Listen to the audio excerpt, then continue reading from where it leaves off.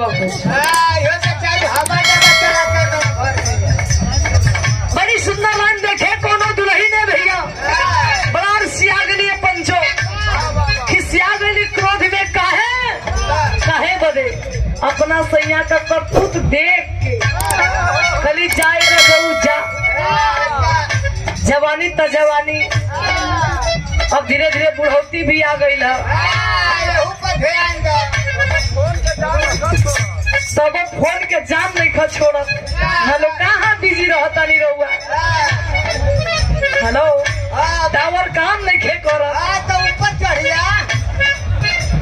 दुल्हन बताने सुनी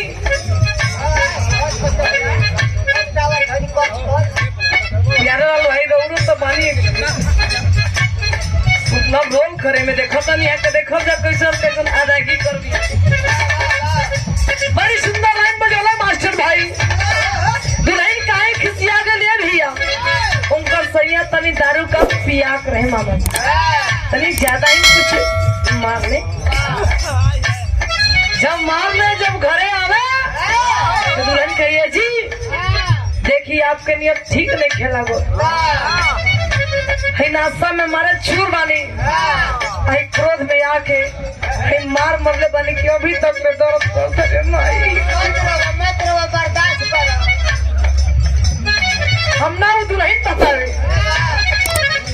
लेकिन कैसे दुल्हन बतावे कहनावा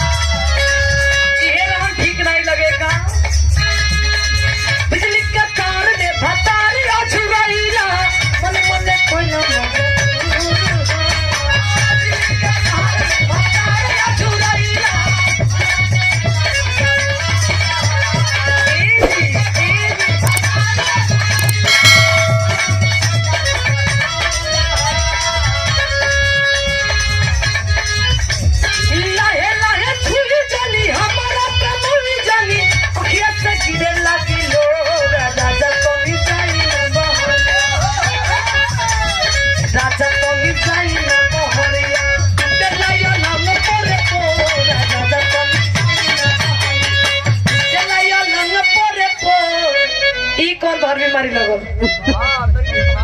भैया अरे बोला जब भैया हुकारी भर जाए सबका मन करता जबरदस्ती भरवाओ तो भाव में बाहर भी है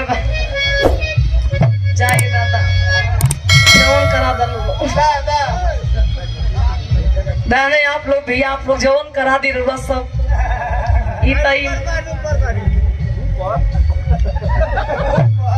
अरे जाए तो तोरो टावर काम नहीं खे करता भिंजे उड़ गई बा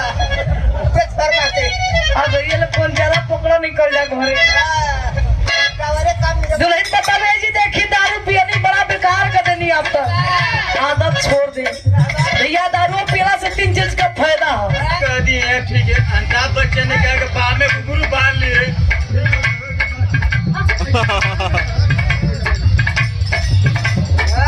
फायदा वाली बात बताइए महाराज आप तो सीरियस मुंड में हो गई नहीं खो बोला तू बोला था टोनी कमा काम पे जाना बड़ी जल्दी शूट करेला सेट करना बड़ी जल्दी 12 प्यार लाल भाई लेकिन कैसे दुल्हनी बतावे जी सुनी कहतनी मान ले सती आई मां का कहना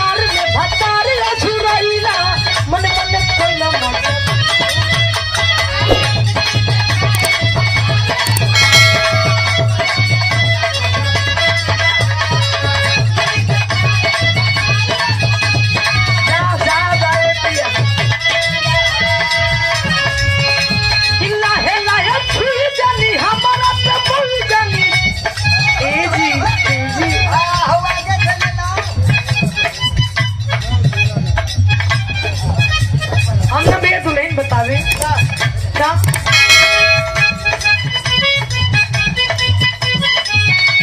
लाहे लाहे छुई जानी हमारा पे मुई जानी अखिया से गिरे लगी लो राजा तो नी जाई न राजा तो नी जाई न बहरे टूटे आयो मोर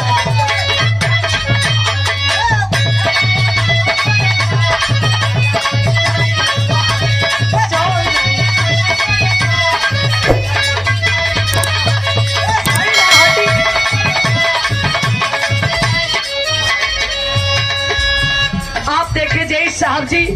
नवाजे पुरस्कार 101 रुपए से कोट कोट सबंदन स्वागत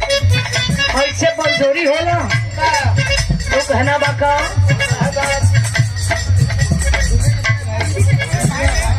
आप देखे इस महफिल के बस शाह दुल्हे राधा जी के बड़े भाई जी इंजीनियर साहब जी नवाजे पुरस्कार 1000 रुपए से कोट कोट से बंधन स्वागत दुल्हन बड़ा जीती पारी कली ये रोहन ठीक नहीं लगेला बताओ ये देखिए आप लक्ष्मीकांत ब्लॉक मिशन प्रबंधक साहब जी मनिहारी की धरती से 101 रुपए से भाई बड़ी फैन है आप भाई कोट कोट से बंधन स्वागत लेकिन कहना आप का दुल्हन कहे ए जी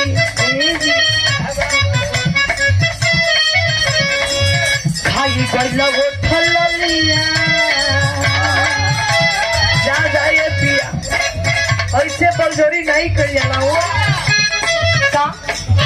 खाई गइला वो ठललिया तोरी देला